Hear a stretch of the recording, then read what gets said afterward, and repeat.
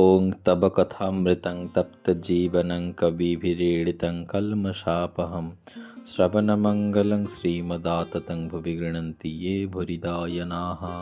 শ্রী শ্রী ঠাকুর বলছেন, তোমরা সাকার মানো না, তাতে কিছু ক্ষতি নাই, নিরাকারে নিষ্ঠা থাকলেই হলো। তবে সাকারবাদীদের টানটুকু নেবে। মা বলে তাকে ডাকলে ভক্তি প্রেম আরও বাড়বে। কখনো দাস্য, কখনো সখ্য, কখনো বাৎসল্য, কখনো মধুর ভাব। কোনো কামনা নাই, তাকে ভালোবাসি, এটি বেশ। এর নাম অহেতুকী ভক্তি।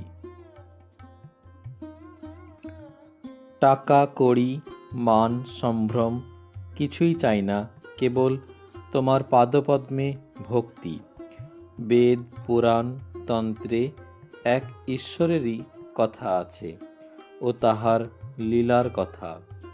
জ্ঞান ভক্তি দুই আছে।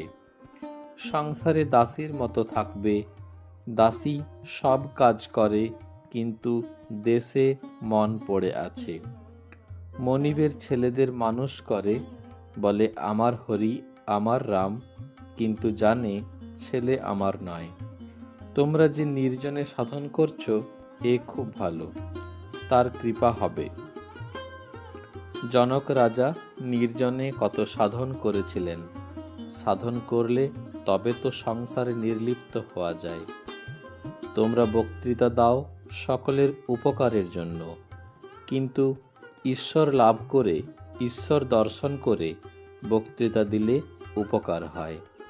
তার আদেশ না পেয়ে লোকশিক্ষা দিলে উপকার হয় না। ঈশ্বর লাভ না করলে তার আদেশ পাওয়া যায় না। ঈশ্বর লাভ যে হয়েছে তার লক্ষণ আছে। বালকবৎ, জড়বৎ, উন্মাদবৎ, পিশাচবৎ হয়ে যায়। যেমন শুকদেবাদি। চৈতন্যদেব কখনো বালকবৎ, কখনো উন্মাদের ন্যায় নৃত্য করিতেন। হাসে, কাঁদে, নাচে, গায়। পুরী ধামে যখন ছিলেন, তখন অনেক সময় জড় সমাধিতে থাকতেন।